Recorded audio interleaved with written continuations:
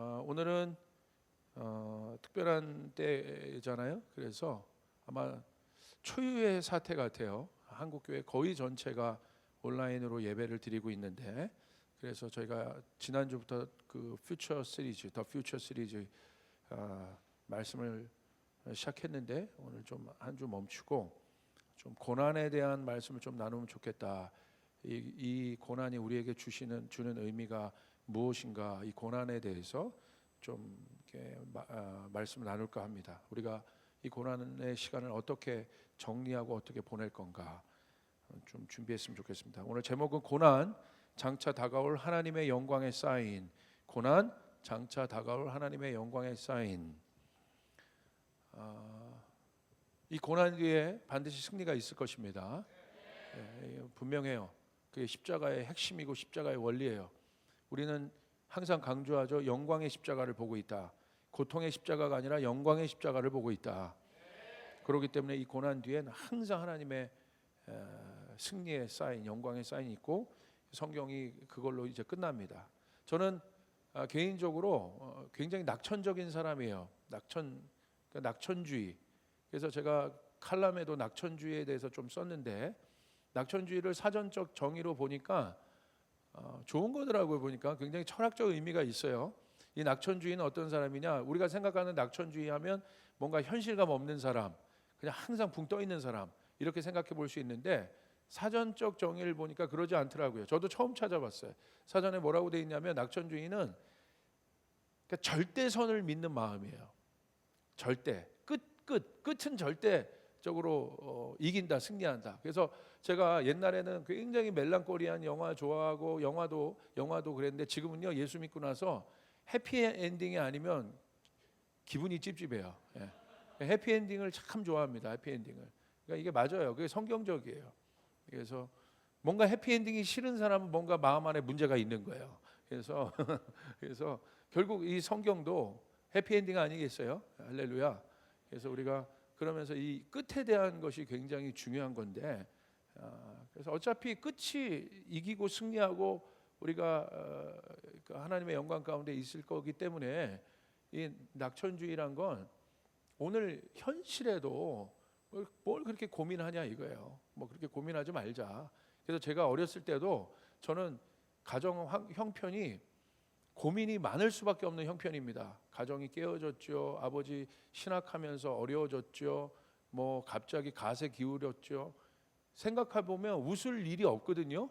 그런데 제가 예전 일기 쓴 거 보면 항상 제가 보면 좋은 얘기를 많이 썼고 긍정적인 걸 많이 쓰고, 항상 제가 해피했어요. 항상. 할렐루야. 그래서 제가 보니까 이게 좋은 것 같아요. 좋은 것 같아. 그래서 우리 이 시대에 그냥 예전에는 긍정적 사고를 가져라. 그것이 우리에게도 굉장히 중요한 영적 원리인데, 긍정적 사고는 내가 뭔가 다짐해서 좋게 생각하는 게 긍정적 사고예요. 그러나 낙천적인 건 좀 달라요. 그냥 그것과 상관없이 주어진 겁니다. 주어진 성격을 말하는 거예요. 그래서 제가 이게 목회를 하니까 이게 참 도움이 돼요. 제가 저희 아내가 증인이겠지만, 제가 바깥에서 뭐가 막 많아도 좀 그렇게 고민이 별로 없어요.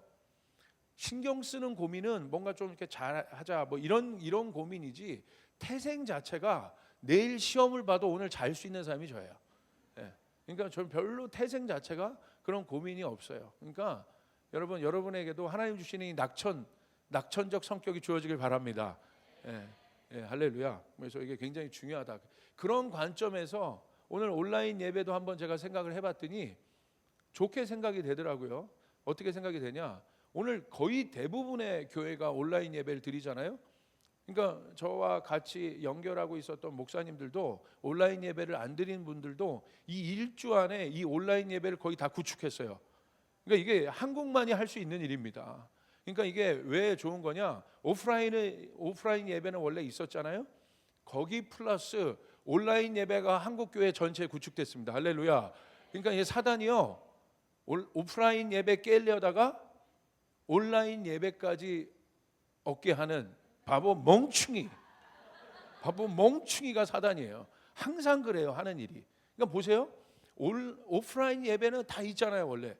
거기다가 한국교회 전체가 온라인 예배 시스템을 구축했다고 생각해 보세요. 이건 엄청난 겁니다, 영적으로도. 그러니까 저희도 원래 하려고 했었는데 언제 할까 이렇게 고민하다가 그냥 이번 주에 그냥 해야 되니까 저희가 준비했는데, 저희 사역자들이 거의 밤잠 안 자고 뭐 우리 미디어 팀이나 예배팀, 뭐 음향팀 다 붙어서 거의 뭐 일주일 만에 구축을 했습니다. 할렐루야.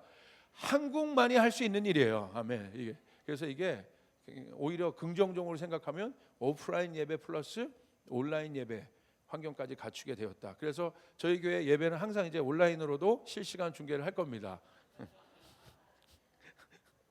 일이 많아진 것 같은. 그렇게 좀 긍정적으로 우리가 좀 생각해 볼 수 있을 것 같아요. 자, 고난에 대해서 한번 생각해 봅시다. 고난의 시간이 있습니다. 고난의 때가 있어요. 아마 고난을 좋아하는 사람은 없을 겁니다. 그렇죠? 고난을 좋아한다. 좀 이상하죠. 여러분, 대부분의 사람들이 행복을 원할 거예요. 저도 그래요. 그런데 행복도 있지만 우리가 부인할 수 없는 사실은 고난과 고통 또한 우리가 살고 있는 이 세상에 존재한다는 거예요. 여러분 지금 어떤 시간들을 보내고 있습니까? 한국은 지금 어떤 시간 같아요? 여러분, 우리가 부인할 수 없어요. 분명히 고난의 시간이고 고통의 시간이에요. 우리가 꽃길을 걷는 시간도 있지만 굉장히 어려운 길을 걷는 시간도 있다는 거예요. 부인할 수 없다는 거예요. 그렇다면 그리스도인들에게 우리들에게 있어서 고난은 어떤 의미일까? 우리의 삶 가운데 고난이 있잖아요. 생각해봐요. 우리들에게 있어서 고난은 어떤 의미일까? 이 부분이 정리가 되지 않으면 우리가 살아가는 많은 일들, 우리가 이 세상을 살아가며 많은 일들을 겪게 되는데, 지금과 같은 정말 초유의 사태를 지금 겪고 있잖아요. 이 코로나 바이러스 때문에. 그래서 많은 사람들이 고통 가운데 있고, 한국도 고통 가운데 있고, 한국 교회도 고통 가운데 있고, 정말 많은 사람들이 어려운 가운데 있잖아요. 이럴 때, 근데 여러분 보세요. 저는 무조건 이건 장담할 수 있어요. 이런 일들이 앞으로 또 안 오겠다는, 여러분 장담할 수 있습니까?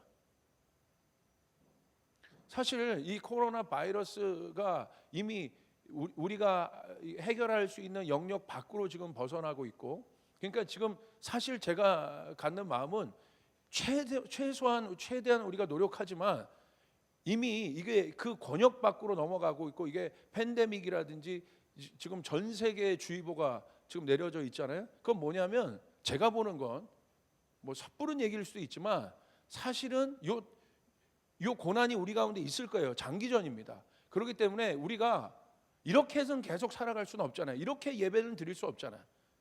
그러니까 사실은 우리가 일상을 어떻게 살아가야 되는지에 대한 지금 고민을 해야 되는 때예요. 이거 굉장히 중요한 때입니다. 그러니까 일상을 우리가 어떻게 다시 이 고난 속에서 우리가 어떻게 살아갈 건가, 이것이 굉장히 중요한 메시지입니다. 그래서 우리가 이런 고난에 대한 생각들을 정리하지 않으면 굉장히 혼란스럽습니다. 그러니까 성경에 이 고난에 대한 정의들이 있다는 거예요. 분명히 한번 몇 가지를 좀 보길 원하는데, 자, 고난이 왜 여러분 왜 이게 우리가 깊이 생각해야 되느냐? 고난은 첫 번째 현실이기 때문에 그래요. 지금 고난을 겪고 있는 사람이 있을 수도 있고, 우리 한국은 고난을 겪고 있잖아요. 중국도 마찬가지고 일본도 그렇고. 왜 그렇습니까? 이 고난이 현실이기 때문에 힘든 거예요. 그래서 어렵게 느껴지고 버겁게 느껴집니다. 이때 이 고난을 어떻게 우리가 대해야 되는지 여러 가지 자세가 있는데, 저는 먼저는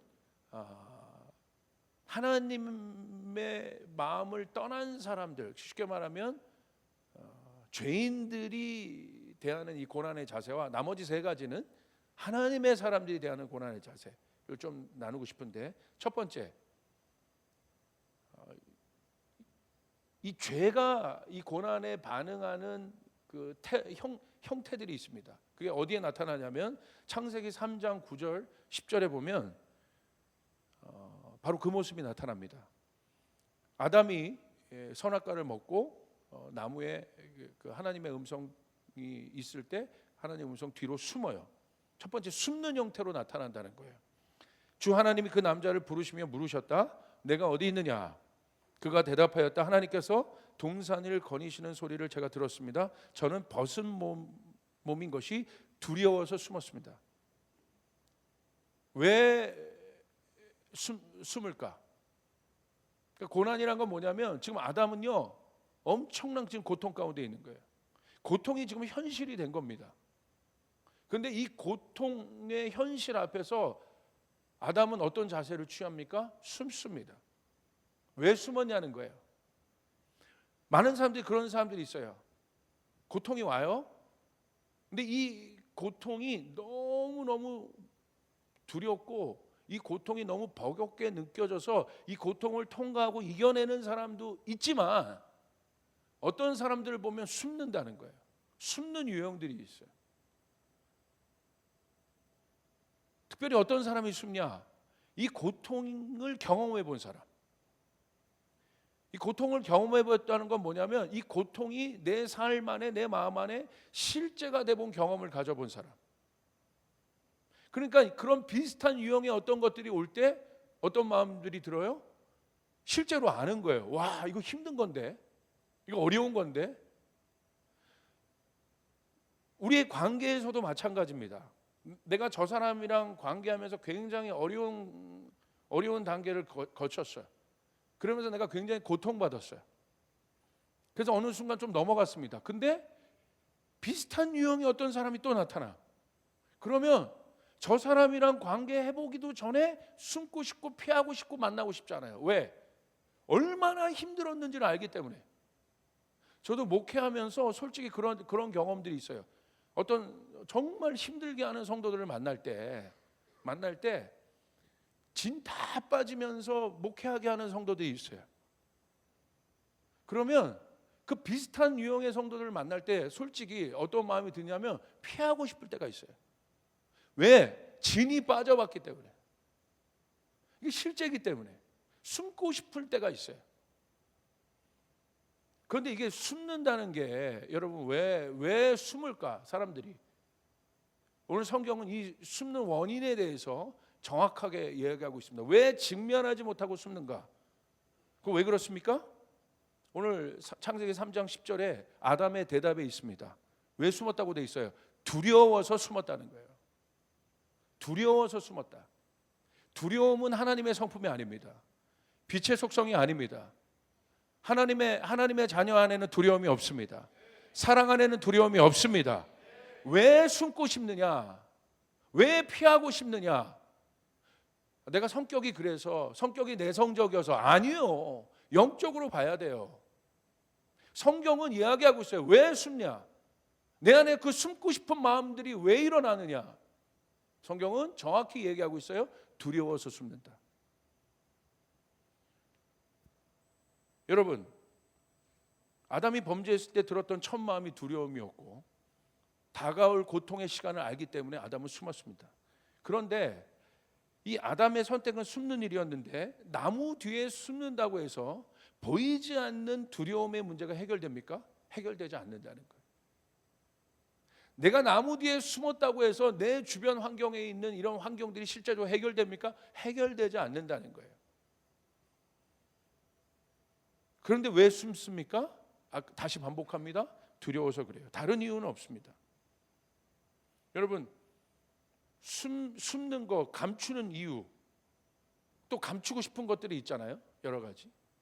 그 왜 그러냐? 성경에 보면요, 두려워서 그렇더라고요. 두려움이 있으면 그래요. 그래서 예수 만나면 그 두려움이 제거되기 때문에 빛 가운데 영적인 부분입니다. 예수님은 사랑이기 때문에 그 사랑 앞에 두려움이 없는 거예요. 그렇기 때문에 예수 믿게 되면 그 내면 안에 담대함을 얻게 됩니다. 할렐루야. 이거 굉장히 중요한 문제입니다. 그래서 그런 비슷한 유형이 와도 어렵고 힘든 건 맞지만 어떤 마음이 들어요? 뭔가 달라진 태도를 취하게 돼요. 예전엔 내가 그거 피하고 숨고 그랬는데 예수 믿고 나면 달라진 태도, 어떤 태도가 나와요? 내 안에 뭔가 모르지만 겪어봐야겠다. 직면해 봐야겠다. 이런 마음들이 생기기 시작합니다. 이 숨는 유형이 성격으로 체질화되면 어떻게 되는 줄 아십니까? 게을러집니다. 심한 게으름에 빠지게 돼요. 그래서 성경에 뭐라고 돼 있어요? 하나님의 일을 하는 사람들의 두 가지가 있죠. 착하고 충성된 사람, 또 하나 어떤 사람들이 있어요? 악하고 게으르다. 게으른 사람들의 내면엔 뭐가 있는 줄 아세요? 두려움이에요. 안 해보는 거예요. 피하고 싶은 거예요. 그러니까 이런 사람들이 일꾼이 아니라 성경에 이런 사람들 뭐라고 해요? 사꾼이라고 얘기하는 거예요. 의미를 발견하지 못하는 사람들. 여러분, 진리는 의미인데, 여러분, 진리를, 우리가 예수를 믿는다는 건 그 진리를 만난다는 것이에요. 할렐루야. 그 진리가 우리를 자유케 합니다. 아멘. 굉장히 중요하죠. 좀 일부 예배 때도 잠깐 얘기했는데 조금 조심스러운 얘기일 수 있지만, 사실 제가 일본 이번 주 가기로 했는데 좀 멈췄거든요. 사실은 지금 일본이 굉장히 심각합니다. 사실 여러분 언론에서 보는 것처럼 거의 일본 자체에 이미 엄청난 그 바이러스나 이런 것들이, 전문가들은 거의 많이 퍼져 있는 걸 아는데 왜 확진이 덜 나와요? 우리나라는 엄청나고 검사를 안 한다는 거예요. 검사를. 우리나라 보십시오. 우리나라 성격 어때요? 막 까는 거야. 막 다 까버려. 막 다 까. 그냥 엄청난 속도로 까요. 뭐 안 깠는데도 예를 들어 감기 증상만 돼도 까버리는 거야. 그냥. 이게 무서운 나라입니다. 우리나라. 성격이 그래서 그런지. 근데 일본은 뭐가 있어요? 두려움이 있어요. 그 마음 안에 하도 천재지변이나 그런 것이 많아서 그런지 그 마음 안에, 일본에서 사역하는 분들은 일본 사람들 안에 이 영적인 그걸 알거든요. 그 영적인 약점들. 그게 두려움. 그러니까 두려움 뭐예요? 두려움은 수치가 드러나는 거예요. 영적으로 보면. 그래서 일본에서는 수치가 드러나는 것을 제일 두려워해요. 그래서 뭐 합니까? 할복하고 막 그러잖아요. 그래서 뭐 기업에서 잘못해서 공개 사과를 해야 되는 수치가 드러나는 사건이 있으면 우리나라는 그냥 조금 사과하고 또 다시 하는데 일본은 그냥 닫아버립니다. 그냥 끝나는 거예요. 그게 엄청나게 두려워서 그래요. 그러니까 그 안에 있는 두려움. 그러니까 지금 이런 것도 막 까지면 막 이런 게 두려운 거예요 지금. 그러니까 역사도 보면 그런 거 보십시오. 그 역사를 정확하게 역사 앞에 서지 못하는 게 왜 그래요? 두려워서 그러는 거예요. 그러니까 어떻게 해요? 왜곡하고 감추죠. 그러니까 이런 것들이 우리의 삶 가운데도 이런 삶 안에서 보통적으로 그런 것들이 나타날 때, 그런 어려운 상황들이 나타날 때 이런 반응으로 갖고 나타나는 사람들이 상당히 많다. 여러분은 어떻습니까? 우리는 어떻습니까? 교회는 어떠해야겠습니까? 잘 생각해 볼 필요가 있어요. 두 번째, 여기서부터 이제 하나님의 사람들의 반응인데, 두 번째는 견딥니다. 로마서 5장 3절 4절에 보시니까 이렇게 돼 있어요. 다만 이뿐 아니라 우리가 환난 중에도 즐거워하나니 이는 환난은 인내를, 인내는 연단을, 연단은 소망을 이루는 줄 알미로다. 우리가 고난 때 우리가 할 수 있는 우리의 태도, 믿는 사람의 태도가 뭐가 있냐? 성경은 뭐라고 얘기하고 있어요? 견디라고 얘기하고 있어요. 그거 왜 몰라요, 목사님? 아니요. 근데요, 성경은요, 견뎌야 하는 시점이 있다고 얘기하고 있어요. 어렵습니다. 견디는 것은. 여러분, 오늘 말씀에서 환난에서 성도가 할 수 있는 일은, 환난이 뭘 낳는다고 그랬어요? 인내가 연단을, 있는 환난은 인내를 낳고 인내가 연단을 낳는다고 했는데, 성경에서 말하는 환난 안에서 인내한다는 건 어떤 개념이에요? 견디고 있다는 거예요. 지금 여러분이 뭐 연애하다가도 깨져서 뭐 견디는 시간을 가질 수도 있고, 사업하다 안 돼서 견디는 시간을 가질 수도 있고, 그러니까 뭔가 어려운 시간이 있는데 내가 이 시간에는 그냥 견뎌야 하는 시간들이 있어요. 근데 성경은 이 환난에서 견디고 있는 이 시간들을 성경은 뭐라고 다른 말로 표현하느냐? 뭐라고 표현합니까? 연단이라고 표현한다. 연단. 그냥 어려움이 아니라, 그냥 어려움에서 아무것도 안 하고 그냥 참는 게 아니에요. 성경은 그냥 내가 아무것도 안 하고 견디는 것 같지만 이 견딤을 성경은 뭐라고 얘기하고 있느냐? 연단이라고 얘기하고 있다. 연단에는 목적이 있다는 거예요. 할렐루야. 연단은 무엇입니까? 훈련이라는 것이에요. 여러분, 광야에서 이스라엘 백성들이 할 수 있었던 것이 무엇입니까? 광야는 고난입니다. 어려운 장소예요. 그 어려운 장소에서 이스라엘 백성들이 할 수 있는 건 뭐밖에 없냐면 견디는 거예요. 예를 들어 이런 거죠. 자기 마음대로 갈 수도 없어. 구름 기둥, 불 기둥이 움직여야만 가는 거예요. 그러니까 그 앞에서 이스라엘 백성들이 뭐 해야 돼요? 그냥 견뎌야 되는 것이에요. 근데 성경은 이 광야를 뭐라고 얘기해요? 연단의 장소라고 얘기하는 거예요. 앞으로 차지할 약속의 땅에 들어가기 전에 연단의 장소. 여러분, 다윗이 이스라엘 왕국, 통일 이스라엘 왕국의 왕이 되기 전에 여러분 광야의 시간들이 있었습니다. 그러니까 광야에서 다윗이 했던 건 뭡니까? 사울에게 쫓기며 딴 거 없어요. 견딘 것뿐이에요. 근데 우리는 결과를 알아요. 그 다윗의 광야의 시간을 우리는 뭘로 보고 있어요? 연단의 시간으로 보고 있다. 그 연단의 시간이 있었기 때문에, 그 견딤의 시간이 있었기 때문에 다윗이 통일 왕국 이스라엘의 왕이 될 수 있었다는 사실. 여러분, 이것은 굉장히 중요합니다. 이것은 고난이 하나님의 관점에서 허락된 상황을 말하는 거예요. 그러니까 우리가 고난 가운데 있습니까? 때로는 우리가 분석해 봐야 돼요. 우리가 하나님의 음성을 들어야 돼요. 지금이 내가 견뎌야 하는 시간인가? 어떻게 해야 되는 시간인가? 세 번째, 통과해야 될 때가 있습니다. 시편 23편 4절에 보니까 유명한 다윗의 시죠. 내가 비록 죽음의 그늘 골짜기로 다닐지라도 주님께서 나와 함께 계시고 주님의 막대기와 지팡이로 나를 보살펴 주시니 내게는 두려움이 없습니다. 고난에 대한 다른 태도는 통과하는 것을 말합니다. 통과에 대한 좋은 예가 지금 읽었던 시편 23편이에요. 지금 다윗이 사망의 음침한 골짜기, 죽음의 음침한 골짜기로 들어선 거예요. 지금 한국교회가 마치 그와 같죠. 사망의 기운이 굉장히 많지 않습니까? 그 죽음의 골짜기 안으로 들어간 거야. 자, 이 죽음의 골짜기 안으로 들어왔다면 내 인생이, 내가 차를 몰고 가는데 터널 안으로 지금 들어온 겁니다. 오늘 시편 23편에 다윗은 뭐라고 얘기합니까? 내가 비록 죽음의 그늘의 골짜기를 다닐지라도 뭐라고 해요? 주님께서 나와 함께 계시고 주님의 막대기와 지팡이로 나를 보살펴 주시니 내게는 두려움이 없습니다. 뭐라고 하냐면 그 골짜기에 머무는 것이 아니라 그 골짜기를 지나간다는 것이에요. 할렐루야. 그 골짜기가 언제 끝나요? 터널이 언제 끝나요? 지나가야 끝나는 것입니다. 여러분, 우리가 이 골짜기를 지나갈 때가 있다는 사실을 믿으시길 바랍니다. 이 터널을 지나가야 될 때가 있으시면 믿으시길 바랍니다. 마음 먹어야 될 때가 있는 거예요. 내가 이 골짜기 안에 들어왔구나. 내가 이 터널 안에 들어왔구나. 이건 견딤의 시간과는 좀 다릅니다. 주의 지팡이와 막대기를 붙잡고 의지를 가지고 이 터널을 빨리 통과해야 고난이 끝나게 되는 것이에요. 할렐루야. 그 대표적인 방법이, 그 대표적인 예가 뭡니까? 예수님께서도 죽음의 쓴 잔을 피할 수 없었어요. 그러니까 예수님 어떻게 하셨어요? 친히 마시면서 어떻게 하셨어요? 그 십자가를, 그 죽음의 길을 통과하셨다는 거야. 빨리 가셨다는 거야. 여러분 가운데 고난이 있습니까? 그러면 여러분 어차피 통과해야 될 일들이라면 여러분 주의 지팡이와 막대기를 붙잡고 마음 가다듬고 어려움이 있지만 통과해야 된다는 것입니다. 그래야 끝나게 되는 것이에요. 회피하면 안 돼요. 통과해야 되는 것이에요.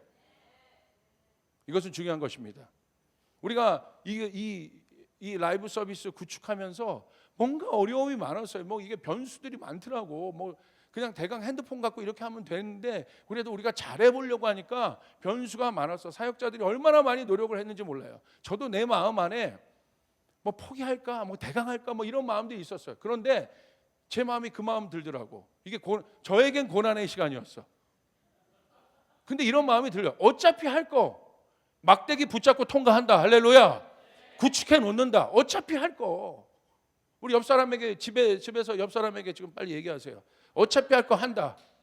어차피 할 거 한다. 예배팀도 마찬가지예요. 어차피 할 거 한단 말이야. 사역자들도 지금 내가 이 시간들을 피할 수 없는 시간이라면 내가 주의 지팡이와 막대기를 붙잡고 이 시간을 통과하기로 마음 먹어야 되는 것이에요. 그래야 끝납니다. 할렐루야. 그것이 중요한 태도입니다. 어차피. 세 번째, 피하는 태도가 있습니다. 이 피하는 태도는 아주 강력한 태도예요. 시편 71편 4절에 도피한다는 게 아니에요. 누구에게 피하느냐? 시편 70편 4절에 이런 말씀이 있어요. 나의 하나님이여 나를 악인의 손 곧 불의한 자와 흉악한 자의 장중에서 피하게 하소서. 하나님이 고난을 피하게 하십니다. 시편 기자는 악인의 손 곧 불의한 자와 흉악한 자의 장중에서 나를 피하게 하소서. 이건 이 피하다는 말은 어떤 말이냐? 다른 말로 말하면 건전해 달라는 거예요. 불가항력적인 상황이 있습니다. 하나님은 그냥 불가항력적인 상황은 그런 시험을 우리에게 주시고 아무런 간섭도 안 하시고 신경도 안 쓰시는 그런 분이 아니라는 거예요. 우리에게 하나님은 감당할 시험만 주시는 줄 믿으시길 바랍니다. 내가 만약에 그와 같은 상황 가운데 있다고 한다면 하나님은 뭐라고 우리에게 하나님의 어떤 성품을 봐야 돼요? 하나님 우리 시편 기자처럼 뭐라고 얘기해요? 하나님은 나의 피난처 되신다. 하나님 우리를 건져내 주시는 분이다. 자, 한국 보십시오. 아무것도 할 수 없지 않습니까? 우리는 어떻게 해야 되겠습니까? 물론 마음을 가다듬고 주의 지팡이를 붙잡고 이 시간을 통과해야 되겠지만 더 중요한 것은 우리가 하나님께 피해야 된다는 것이에요. 오늘 시편 91편 6절부터 10절에 보면 똑같은 상황이에요. 어두울 때 퍼지는 전염병과 밝을 때에 닥쳐오는 재앙을 두려워하지 아니하리로다. 어두움 자체도 굉장히 힘든데 그때 전염병이 펴지고 있다는 거예요. 얼마나 힘든 상황입니까? 전염병이란 것은 여러분 우리가 지금 실시간으로 우리가 이 시대에 경험하고 있는 것처럼 이게 막 감당이 안 되는 일이잖아요. 닥쳐오는 재앙을 밝을 때인데 밝으면 좀 모든 것이 좋게 해결돼야 되는데 밝을 때 닥쳐오는 재앙이 있다는 거야. 얼마나 힘들겠어요. 재앙이에요. 디제스터라는 자체가 뭐예요? 인간의 힘을 넘어버렸다는 거예요. 그걸 재앙이라고 표현합니다. 이게 이 코로나 바이러스도 팬데믹이 되면 뭐가 돼요? 전 세계 유행이 되는 그 상황이 되면 뭐라고 표현해요? 디제스터가 되는 거예요. 재앙이 올 때 두려워하지 아니하리로다. 만약 우리 교회 가운데, 여러분의 인생 가운데, 여러분의 가정 가운데 그런 일들이 올 때 우리 어떻게 해야 되는 거냐? 우리가 굉장히 깊이 생각해 봐야 돼요. 1000명이 내 왼쪽에서 10,000명이 내 오른쪽에서 엎드려지나 이 재앙이 내게 가까이 하지 못하리로다. 오직 너는 똑똑히 보리니 악인들의 봉을 내가 보리로다. 9절 내가 말하기를 여호와는 나의 피난처시라 하고 지존자를 너의 거처로 삼았으므로. 할렐루야. 뭐라고 어떻게 통과합니까 이 재앙을? 주님은 나의 피난처시다. 주님은 나의 하이딩 플레이스다. 내가 피할 곳이다. 여러분 이와 같은 상황에서는 살 길이 뭐냐? 피난처로 가야 사는 것입니다. 일단 버티면 안 돼요. 피난처로 가야 사는 거예요. 제가 이스라엘의 예를 들었는데 이스라엘에 있는 사람들은요 어디에 굉장히 민감하냐면 경계경보에 민감해요. 왜냐하면 어디서 뭔가 터질지 모르니까 항상 긴장된 상태입니다. 미사일 막 쏘잖아요. 그래서 이들이 어떻게 훈련이 돼 있냐면 미사일을 어디서 쐈다 그러면 경보가 확 울립니다. 경보가 울린 걸 이들은 어떤 사인으로 받아들이느냐? 경보가 울리면 2분에서 3분이 나에게 주어졌구나. 그걸로 받아들입니다. 오늘 사이렌이 딱 들렸으면 사이렌이네. 그거 아니라 사이렌이 딱 들렸으면 이스라엘 사람들은 어떻게 해석하느냐? 2분에서 3분이 주어졌구나. 그건 어떤 사인이에요? 빨리 벙커로 피하라는 거예요. 벙커로 피해야 살 수 있습니다. 벙커가 잘 돼 있기 때문에. 요엘서에도 똑같은 말씀이 있어요. 크고 두려운 날이 오리라. 크고 두려운 날이 오기 전에 요엘 선지자를 통해서 어떻게 말씀이 선포됩니까? 나팔을 불지어다.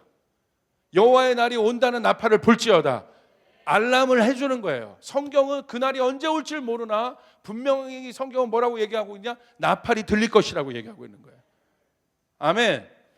나팔이 들릴 때 내 인생 가운데 우리 교회 가운데 이 경보음이 들릴 때 우리는 어떻게 해야 됩니까? 피난처로 들어가야 되는 거예요. 여러분 피난처로 들어가야 살게 됩니다. 여러분 그렇게 한번 고백합시다. 주님은 나의 피난처입니다. 우리 화면 옆에 있는 여러분 가족에게 고백하세요. 주님은 나의 피난처십니다. 애들 가만히 있게 하고 애들 가만히 있게 하고 애들 아마 막 떠들 텐데 가만히 있어 좀 하고. 주님은 나의 피난처시다. 주님 나의 할렐루야. 화가 내가 미치지 못하며 재앙이 내 장막에 가까이 오지 못할 것이다. 피난처이신 그분 안에 들어가면 산다는 거예요. 할렐루야.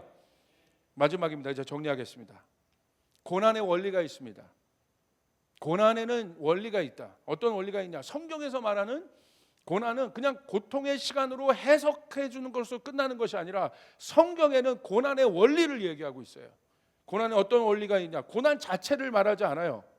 성경에서 말하는 고난은 과정을 말합니다. 성경이 주목하는 여러분, 그것은 고난 뒤에 있는 하나님의 영광입니다. 성경이 주목하는 것은 고난 뒤에 있는 하나님의 승리입니다. 성경이 주목하는 것은 고난 뒤에 있는 하나님의 약속인 것입니다.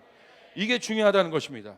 그 대표적인 원리가 뭡니까? 십자가입니다. 십자가는 고난이에요. 고통이에요. 근데 이 고통에서 끝난 것이 아니라 성경은 이 고난의 원리를 우리에게 설명해 주고 있어요. 이 고난 뒤에 영광이 있을 것이다. 영광이 있게 되는 것이에요. 그리스도인들은 이 고난 자체만을 바라보는 것이 아니라 이 고난 안에 있는 영광을 바라봐야 되는 것이에요.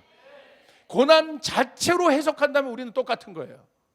그러나 성경에 있는 이 고난에는 원리가 있는데, 고난은 항상 뭐와 함께 간다? 하나님의 영광과 함께 간다. 의미가 있다는 것입니다. 로마서 8장 17절 20절에 이렇게 기록되어 있어요. 17절, 자녀이면 또한 상속자 곧 하나님의 상속자요 그리스도와 함께 한 상속자니 우리가 그와 함께 영광을 받기 위하여 고난도 함께 받아야 할 것이니라. 뭐라고 기록되어 있습니까? 고난과 영광을 분리시키지 않아요. 고난과 영광을 함께 묻고 있습니다. 여기서 말하는 고난은 누가 받고 있습니까? 하나님의 자녀들이기 때문에 받는 고난이 있다는 거예요. 하나님의 교회이기 때문에 받는 고난이 있다는 것이에요. 그리스도인이기 때문에 받는 고난이 있다는 것이에요. 그러므로 우리는 고난 자체, 고통 자체에 머무는 것이 아니라 뭘 봐야 돼요? 이 고난 안에는 하나님의 영광이 있다. 할렐루야. 똑같이 앉아서 어려웠지, 힘들었지, 물론 위로하고 격려할 수 있어요. 그러나 거기서 머물면 돌파가 없다는 거예요. 여러분 잘 보십시오. 제가 여러분 이건 100% 예언을 그냥 합니다. 수개월 지나면 코로나가 해결될 겁니다. 이건 기정사실이에요. 해결될 겁니다. 그런데 그 후가 문제라는 거예요. 어렵지만 이 고난 가운데 있으면서 하나님의 영광을 바라보고 하나님의 영광을 선포한 사람들은 실제적인 이 문제가 끝났을 때 하나님의 영광을 보게 될 것입니다. 그러나 아무런 이 고난 안에 있는 의미를 발견하지 못하고 그냥 고난에 침몰되어 잠식되어 있는 사람은 코로나 자체가 끝나도 또 그 고난은 그에게 끝난 것이 아니에요. 계속해서 고난이 있을 거예요. 이게 중요한 거예요. 지금만 보면 안 돼. 우리가 여기서 한 주, 두 주 예배 이런 식으로 드리는 거 이것만 보면 안 되는 것이에요. 하나님, 이 고난 뒤에 영광을 바라봐야 되는 것이에요. 그 사람은 이 고난이 실제적으로 끝났을 때 영광을 보게 되지만 그렇지 않은 사람들 이 고난이 끝나도 또 고난이란 말이에요. 이게 중요한 겁니다. 성경은 고난 안에 있는 영광을 바라보는 거예요. 십자가를 바라보는 것이 아니라 이 고통의 십자가를 바라보는 것이 아니라 고통의 십자가 안에 있는 영광의 십자가를 바라봐야 되는 것이에요. 그 속에 내가 있습니다. 나는 어떻게 있습니까? 죽어 마땅한 나인데 어떤 존재로 있습니까? 영광의 존재로 있다는 것이에요. 승리하신 그분과 내가 함께 있다는 사실을 믿으시면 아멘 하시길 바랍니다. 아멘. 그러면서 18절 이렇게 되어 있어요. 생각하건대 현재의 고난은 장차 우리에게 나타날 영광과 비교할 수 없도다. 우리가 받는 이 고난은 고난 안에만 있는 것이 아니라 그리스도인들은 적극적으로 이 고난 안에서 어떻게 바라봐야 돼요? 이 고난 안에, 이 고난 뒤에 하나님의 큰 영광이 오게 될 것이다. 할렐루야. 그러므로 더 큰 부흥이 오게 될 줄 믿습니다. 이전 성전과 같지 않은 하나님의 영광이 우리 교회 가운데 임할 줄 믿습니다. 아멘. 진동 뒤에, 학교에서 말씀에 이 진동 뒤에 보배가 올라온다고 되어 있어요. 진실한 마음들이 올라오게 될 것이에요. 얼마나 예배가 중요한지를 아는 마음들이 우리 가운데 생겨나기 시작할 것이에요. 목마름들을 가져나기 시작할 것이에요. 그 마음으로 한번 우리가 예배했을 때 어떤 예배가 되겠습니까? 더 큰 하나님의 영광이 오는 것이에요. 이 고난 때문에 우리가 뭐가 중요한지를 알게 되었단 말이에요. 예배팀도 알게 되었단 말이에요. 사역자들도 알게 되었단 말이에요. 한국교회가 알게 됐단 말이에요. 아, 예배가 중요한 것이구나. 우리가 똑바로 살아야 되는 것이구나. 아멘. 그때 우리가 한 번도 경험하지 못한 진실한 예배를 드리게 될 것이에요. 아멘. 저도 수많은 청년들을 상담해 보잖아요. 엄청나게 뭐 고난이 있다고 막 해요. 그래서 같이 막 싸워줍니다. 이 고난 가운데 정신 차린 애들은요, 정신 차린 애들 가운데 나타나는 특징이 뭔지 아세요? 목마름이에요. 목사님, 되게 힘든데 알고 보니까 제가 하나님과 관계가 안 좋았더라고요. 제 안에 매너리즘도 많았더라고요. 그 속으로 그러는 거죠. 겉으로는 제가 맞아. 속으로는 그걸 지금 알았어 이 새끼야? 막 너 목마른 거. 목말라야 합니다. 저는 이렇게 예배하는 거, 여러분, 이건 중동 예배의 일상입니다. 중동 선교사님들의 일상이에요. 그들이 얼마나 공예배를 목말라 하는 줄 아세요? 우리는 이 한 번 이렇게 드린다고 막 뭐 불편하고 뭐 온라인 예배 뭐, 여러분, 이런 차원에서 생각하면 안 돼. 중동에서는, 종교의 자유가 없는 곳에서는 공예배가요, 정말 그들에게 그 한 번 드리는 공예배가 얼마나 소중한 줄 아세요? 여러분, 우리가 주님 앞에 드리는 예배가 종교 형태가 아니라, 종교 예식이 아니라, 한 번을 드려도 내 인생의 마지막 예배와 같은 예배를 드려야 된단 말이에요. 할렐루야. 중동에서 우리 명한 선교사님도 아마 제일 지금 고플 게, 여러분, 뭐 고기, 뭐 삼겹살 이런 게 아니라 예배일 겁니다. 예배.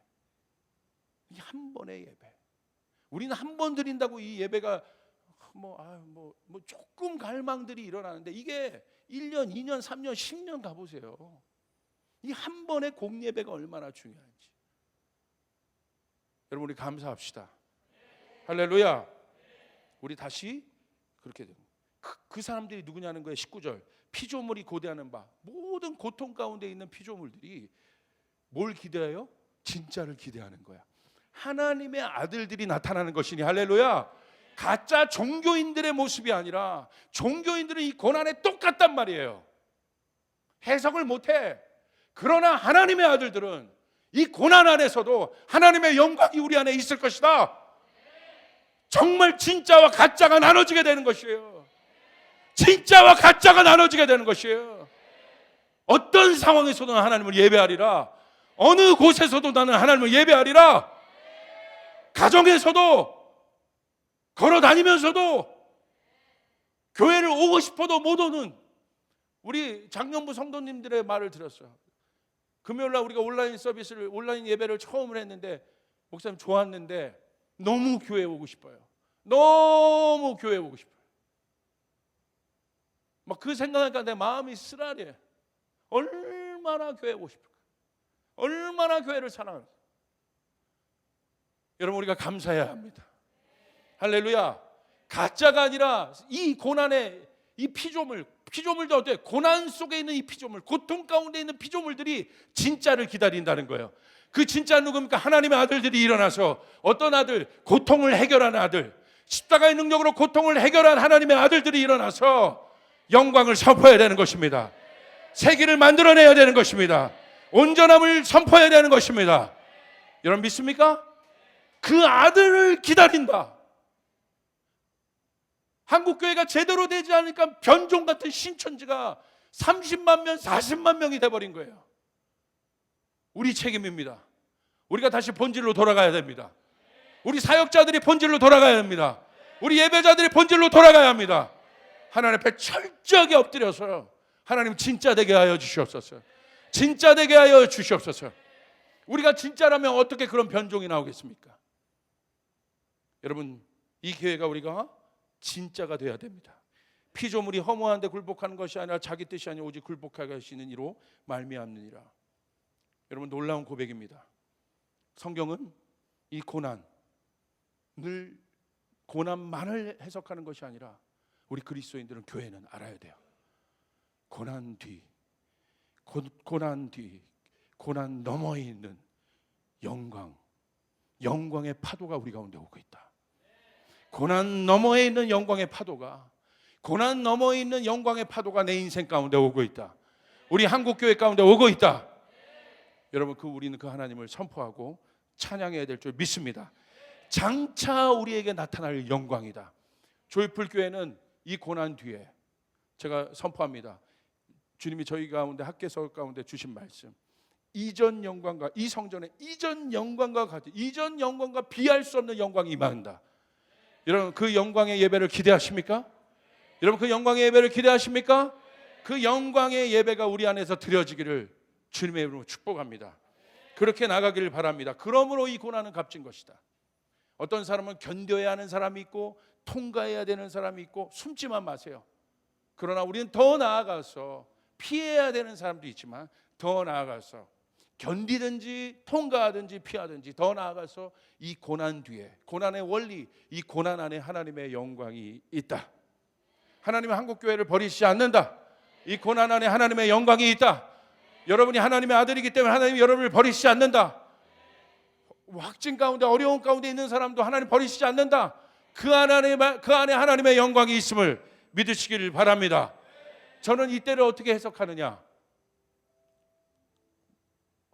이거는 예외 없이 모든 사람이 고통 가운데 있는 거잖아요. 어떤 사람은 옛날에 어떤 어려움은 부분적으로 일어난 거지만, 이거는 모든 사람이 고통 가운데 있어요. 이건 어떤 것을 의미하느냐, 저한테는 뭐가 생각나냐면 피할 수 없는 고통이란 말이에요. 피할 수 없는 고통이 뭐예요? 제가 이 피할 수 없는 고통을 봤어요. 웬만하면 고통 피할 수도 있는데, 피할 수 없는 고통은 뭐냐, 내 의지와 상관없는 고통, 겪어야 되는 고통. 그 고통은 해산의 고통입니다. 해산의 고통은 생명을 얻기 위해 피할 수 없는 거예요. 여러분, 이 코로나 사태를 통해서 여러분, 우리가 뭐가 중요한 걸 봅니까? 경제가 중요합니까? 정치가 중요합니까? 이데올로기가 중요합니까? 생명의 문제 딱 올라가니까 여러분, 이데올로기도 다 떠나. 아무것도 아닌 거야. 생명이 중요한 것입니다. 할렐루야. 이 생명, 진짜 생명을 향한 갈망들이 일어나고 있다. 이거는 해산의 고통이다. 그렇기 때문에 여러분, 산모가 해산의 고통을 여러분 힘들다고 버리면 되겠습니까? 아니죠. 그죠? 이 산모가 해산의 고통을 온전히 받지만, 견디지만, 그리고 마지막에 힘을 주잖아요. 한번 힘을 줘보세요. 하나 둘 셋. 힘을 주잖아요. 그리고 마지막에 뭐가 나옵니까? 힘을 준 마지막 그 해산의 고통 뒤에 아기 소리가 들려, 생명의 소리가 들려온다. 저는 한국교회 안에 어마어마한 생명의 소리들이 들려올 줄 믿습니다. 신천지 아이들, 떠났던 신천지 아이들, 저는 너무 마음 아파요. 그냥 확진자로만 저렇게 된 것도 여러분, 그게 그냥 아프지만 20만 명의 아이들 가까이가 저기서 저러고 있는데, 하나님, 다 돌아와야 되는데, 돌아올 수 없는 건 교회의 생명이 없는 거예요. 해산의 고통을 감당하는 사람이 없는 거예요. 여러분, 우리가 그 마음으로 들어가야 돼요. 그 마음으로 하나님 앞에 나와야 되는 것이에요. 하나님, 이 해산의 고통을 내가 감당하겠습니다. 할렐루야. 그래서 이 영광을 보게 하여 주시옵소서. 여러분, 제가 선포합니다. 더 큰 부흥이 올 것입니다. 더 큰 부흥이 올 것입니다. 한국교회가 한 번도 경험하지 못한 부흥이 오게 될 것입니다. 믿으시면 아멘 합시다. 믿으시면 아멘 합시다.